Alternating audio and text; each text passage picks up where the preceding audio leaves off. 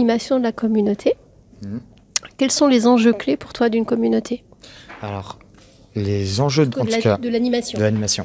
Voilà, donc la principale chose auquel il faut penser, c'est l'information. Donc, ça va passer par la communication. Donc, faire en sorte que tout le monde soit au courant des événements qui sont accessibles donc, à la communauté, mais aussi donner envie aux personnes d'y aller. Donc, alors cette communication doit être présente sous différents supports.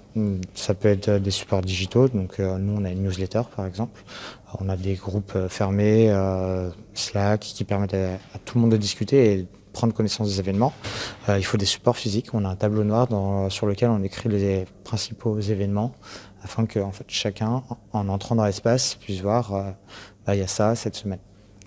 Et la chose la plus primordiale pour moi, ça va être le côté humain.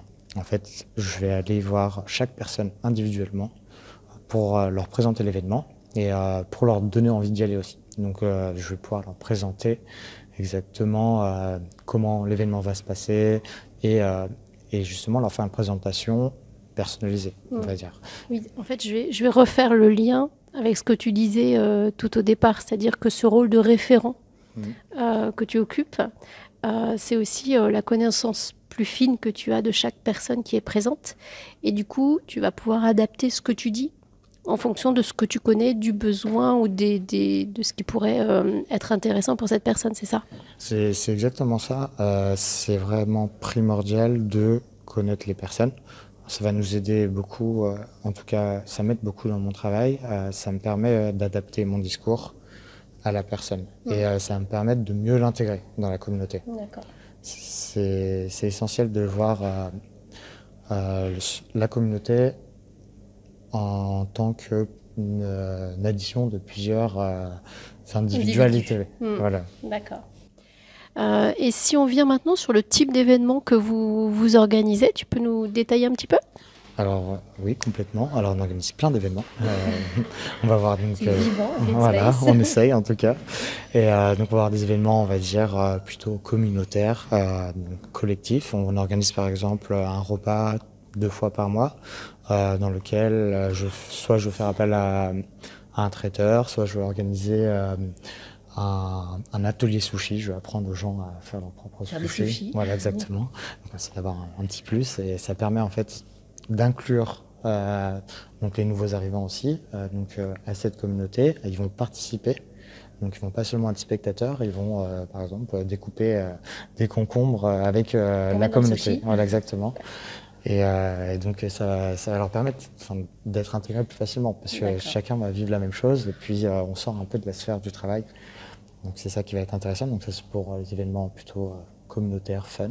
On va aussi organiser des ateliers, des conférences. Donc là, c'est pour les moins fun et plus pro. Voilà, exactement. C'est toujours intéressant. Mais donc on essaie de faire valoriser les savoirs aussi à Green Space. Donc j'essaie d'organiser des ateliers faits par des personnes de Green Space. D'accord.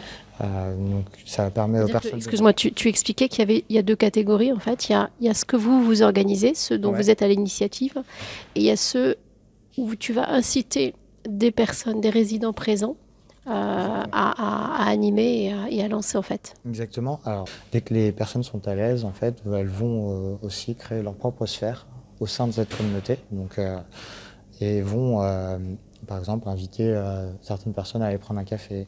Et c'est là où il va y avoir des connexions qui vont se créer et là où il va y avoir plusieurs cercles en clair, cercles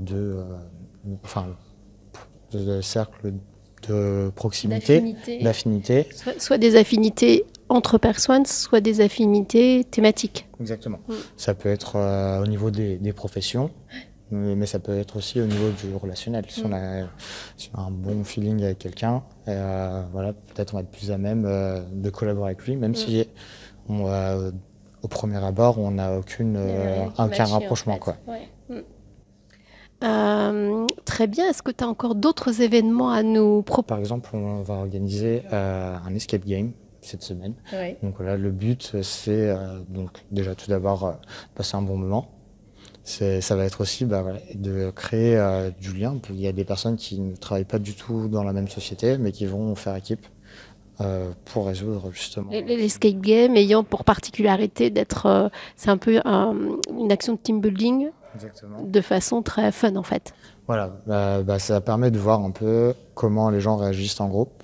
Donc c'est assez utilisé pour justement par des méthodes de management, dans des cadres d'action team building, fédérer une équipe. Et on va vraiment voir la personnalité de chacun quand ils sont dans une situation assez complexe où il faut trouver la solution. D'accord. Donc c'est ça qui est intéressant. Tu me parlais aussi des after-work du vendredi. Ah oui. Oui, alors il va y avoir une catégorie d'événements plutôt informels. Donc le but de ces événements va être de sortir de la sphère du travail. Donc ça va passer par des apéros, des choses organisées par les gens aussi. Hein. Donc dès qu'il y a des personnes qui ont eu une dure journée, par exemple, ils ont beaucoup travaillé, et qui veulent aller boire un verre, et ils peuvent le faire avec des personnes de l'espace. Donc ça, c'est des choses qui vont être organisées par les coworkers, par les résidents, et qui vont être retransmises un peu de partout. Parce que ça va créer des affinités, il y a d'autres personnes qui vont arriver, qui vont être inclus. Et donc voilà, il va y avoir des petites communautés au sein de la grande communauté, et ce qui va faire que au final, tout le monde va être inclus petit à petit. Ton rôle, c'est un peu de repérer ces différents cercles pour voir comment ça peut matcher, c'est ça? Voilà, alors j'essaye justement de les repérer et aussi de les réunir. D'accord. Oui, de ne pas laisser se cristalliser des petits groupes dans les grands groupes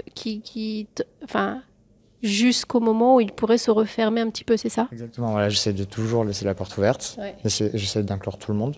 Donc c'est pour ça que pour tous les événements, que ce soit formel ou informel, j'essaye d'aller voir tout le monde.